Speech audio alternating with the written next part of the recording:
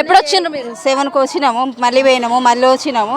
వెనుక సీర వచ్చిన వాళ్ళకి టోకన్లు ఇచ్చిండ్రు, మమ్మల్ని ఇక్కడనే పెట్టిళ్ళు. మీరు ఇప్పుడు వెళ్ళండి, సాయంత్రం రండి అంటారు. మళ్ళీ వెనుక ముందు అవుతుంది కదండి, ఇంట్లో వదిలిపెట్టి వచ్చినాం కదా, మగవాళ్ళు ఉండరు కదా, ఉన్న వాళ్ళకి ఎగబడ్డ వాళ్ళకి ఇస్తాను. ఎంతమంది ఉంటారు మీ ఫ్యామిలీలో? మేము ఫ్యామిలీలో 5 ఉంటాం. 5. ఎంత మందికి వస్తున్నది రేషన్? 30 కిలోలు వస్తాయి. 30 కిలోలు వస్తుంది. 30 కిలోలు అంటే మొత్తం 90 కిలోలు. ఈ నెలనే ఇట్లా చేసిండ్రు, ప్రతి నెల ఎక్కడక్కడ తీసుకున్నాం, ఇంత ప్రాబ్లం లేదు. ఈ నెల వరకు ఎక్కడికి పోయినా మళ్ళీ మరొచ్చు అవుతుంది. 6కి వచ్చినాం, అక్కడ అబ్బాయి నిలబడ్డాడు, ఇక్కడ నేను నిలబడ్డా, ఇంతవరకు మాకు రాలే.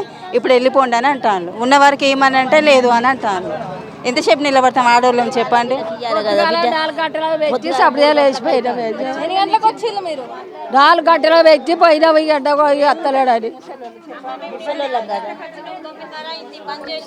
4 గంటలకు వచ్చినాం, 9:30కి అయింది, బంద్ చేసిళ్ళు. మళ్ళీ పొద్దున 7 గంటలకు వచ్చినాం, ఇంకా లేవు బియ్యం మాకు.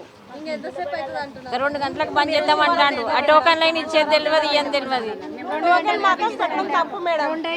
ఇస్తారట లేకపోతే లేదట. మేము టోకన్లు ఇచ్చినంత వరకు ఇస్తాం, లేదంటే లేదు అని అంటే మేము ఎక్కడికి ఎండలో కూర్చొని చచ్చిపోతాను అంతే. 3 నెలలకు ఒకసారి ఇవ్వడం వల్లనే ఇదంతా జరుగుతుంది కదా. అదే నెలకి ఇస్తే అయిపోవు కదా. 3 నెలల బియ్యం ఒక్కటేసారి తంబులేసే వరకు ఎట్లుంటుంది? టోకన్ మాత్రం ఇవ్వకండి.